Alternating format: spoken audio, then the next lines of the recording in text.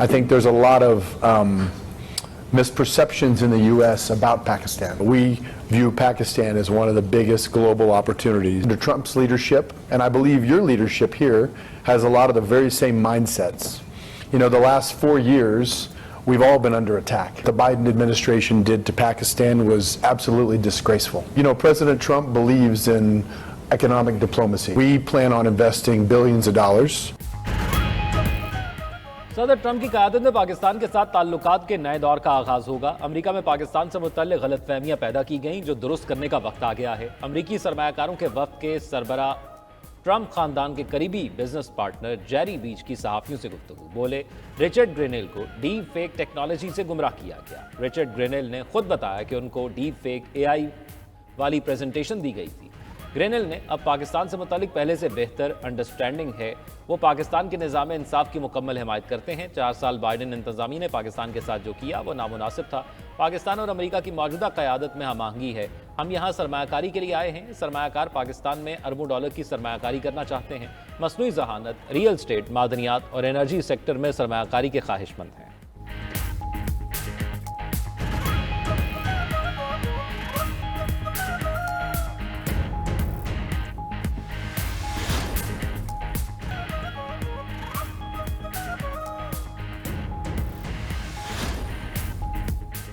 DGFIA Ahmad Isaac Jahangir ओहदे से फारग। Additional DGFIA जान मोहम्मद को DGFIA का इजाफी चार्ज सौंप दिया गया। जान मोहम्मद मुस्तकिल DG की तैनाती तक फ़राइज़ सर अंजाम देते रहेंगे। वज़ारत दाखिला ने अहकामात जारी कर दिए। ज़राए के मुताबिक DGFIA अहमद इसाक को कश्ती हादसात और इंसानी स्मगलिंग की रोकथाम में नाकामी पर ओहदे से हटाया गया। IG KP अख्तर हयात गंडापुर को भी ओहदे से हटाकर ग्रेड 21 के जुल्फ़िकार हमीद को नया IG KP तैनात कर दिया गया।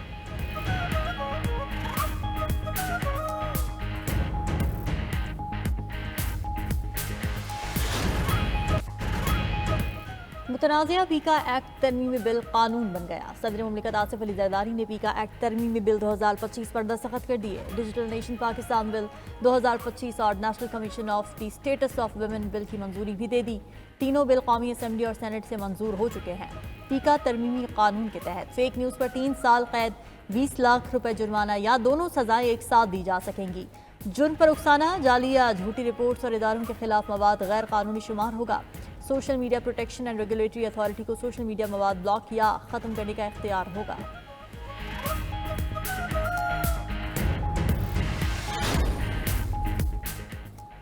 PFUJ पीका एक्ट के खिलाफ आज पटिशन दायर करेगी। PFUJ का सदर पाकिस्तान की जानिब से बिल पर दस्तखत करने पर इजहार मायूसी। Secretary general PFUJ Rana Mohammad Azeem ने कहा, उम्मीद थी सदर मुमलिकत सहाफ़ियों से मुशावरत का कहकर एक्ट हुकूमत को वापस भेजेंगे। कानून बनने के बावजूद आज़ादी सहाफ़त के लिए हमारी जद्दोजहद जारी रहेगी। 14 फरवरी को मुल्क भर के साथ आलमी सतह पर भी एहतजाज करेंगे। उधर पीका तरमीमी एक्ट 2025 लाहौर हाई कोर्ट में चैलेंज। दरख्वास्त गुजार ने पीका तरमीमी एक्ट को गैर आइनी करार देकर कलअदम करार देने की इस्तदा की।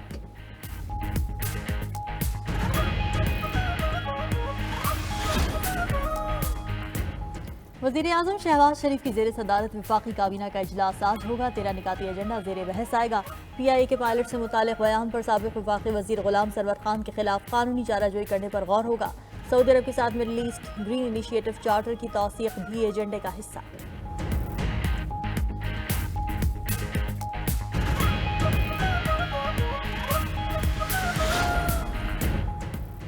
हुकूमत ने PTI के तहरीरी मुतालबात का जवाब स्पीकर कौमी असम्बली को दे दिया। हुकूमती ज़राए के मुताबिक हुकूमत ने जुडिशल कमीशन बनाने से अक्सर इनकार नहीं किया।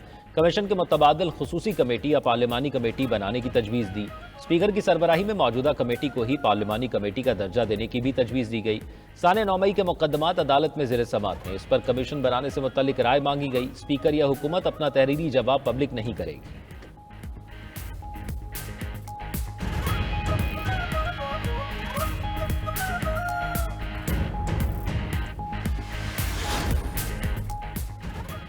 PTI हमारा जवाब सुने बगैर ही दीवार फैलाकर मौलाना के पास पहुंच गई। मौलाना फजलुर रहमान को भी PTI की असलियत मालूम है।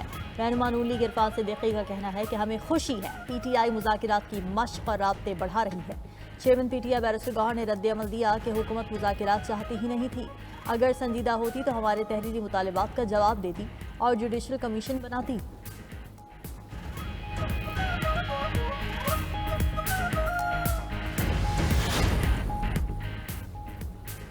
स्पीकर कौमी असम्बली अयाज सादिक से पीटीआई और दीगर जमातों के अरकान असम्बली की मुलाकात। जुनैद अकबर, आतिफ खान, अरबाब शेर अली, नफीसा शाह और नूर आलम शामिल। पीटीआई केपी के सदर जुनैद अकबर ने कहा, मुज़ाकरात में स्पीकर कौमी असम्बली का अहम किरदार था, जमहूरियत के लिए अपना किरदार अदा करते रहेंगे। जुनैद अकबर का अली अमीन गंडापुर से इख्तलाफ राय का एतराफ़। कहा, इख्तलाफ राय का मतलब ये हरगिज़ नहीं कि पार्टी में कोई अलग ग्रुप है।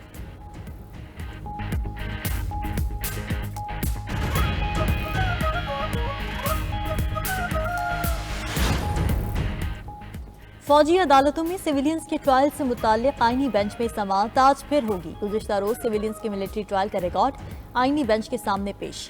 वजारत दिफा के वकील ख्वाजा हारिस ने 7 कॉपियां आईनी बेंच के जजेस को दी। 4 जजेस ने रिकॉर्ड बगैर देखे वापस कर दिया। जस्टिस जमाल मंदोखेल ने रिमार्क्स दिए कि ये रिकॉर्ड तो अपील में देखा जाना है, हमारे लिए इस रिकॉर्ड का जायजा लेना मुनासिब नहीं। जस्टिस अमीनुद्दीन खान बोले, हम ट्रायल को मुतासिर नहीं होने देंगे। जस्टिस हसन अजहर रिजवी ने कहा कि नौमई वाक़यात में बज़ाहिर सिक्योरिटी ऑफ स्टेट का मामला नहीं लगता। क्या ये मुमकिन नहीं कि तमाम रिकॉर्ड पब्लिक कर दिया जाए ताकि अवाम इन मुल्ज़िमान की मजम्मत कर सकें।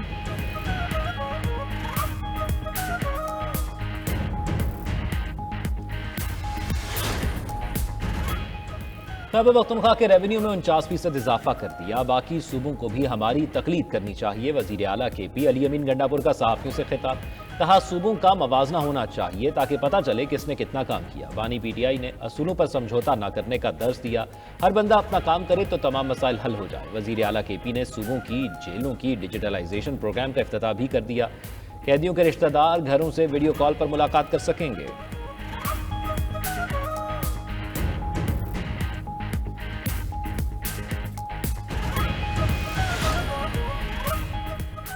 गवर्नर पंजाब सरदार सलीम हैदर ने हुकूमत से पीका एक्ट तरमीमी बिल पर नजरसानी का मुतालबा कर दिया। बोले, पीका एक्ट को जल्दबाजी में नाफिज नहीं करना चाहिए, इस पर सहाफ़ियों से मुशावरत होनी चाहिए। मजीद बोले, हुकूमत और अपोजिशन के मुज़ाकरात में डेडलॉक से मुल्क का नुकसान होगा।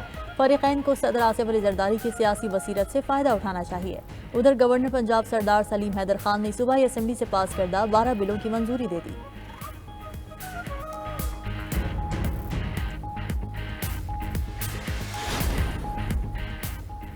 गजा जंगबंदी मुआहदे का अगला मरहला, हमास आज मज़ीद कैदियों को रिहा करेगी। इसराइल को कैदियों की फहरिस्त भी मिल गई। इसराइली मीडिया के मुताबिक हमास ने 3 ख़वातीन कैदियों को छोड़ेगा। हमास ने इसराइल पर मुआहदे की खिलाफ वर्जी का इल्ज़ाम लगा दिया। कहा, सिहोनी रियासत गजा में इमदाद की फराहमी में रुकावटें डाल रही है। उधर जबरी बेदखल फ़लस्तीनियों की अपने उजड़े इलाकों में वापसी। अब तक 5 लाख से ज़ायद अफराद शुमाली गजा वापस लौट चुके। तबाहाल इमारतों के मलबे से 2 रोज़ में मज़ीद 62 लाशें मिल चुकी।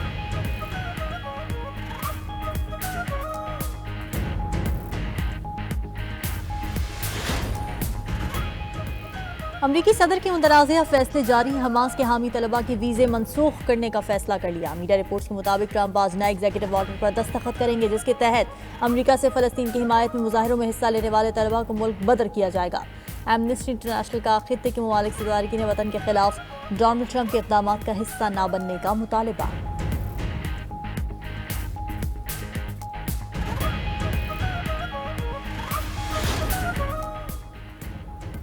इसराइल हुकूमत का एक और मुतनाज़ इक़दाम, यहूदियों को मकबूजा मगरबी किनारे की ज़मीनें खरीदने की इजाज़त देने का बिल पेश। इसराइली मीडिया के मुताबिक बिल की मंजूरी से सिहोनी बराह रास्त ज़मीन खरीद सकेंगे। इससे कबल गैर मुस्लिमों को मकबूजा किनारे में जायदाद खरीदने की इजाज़त नहीं।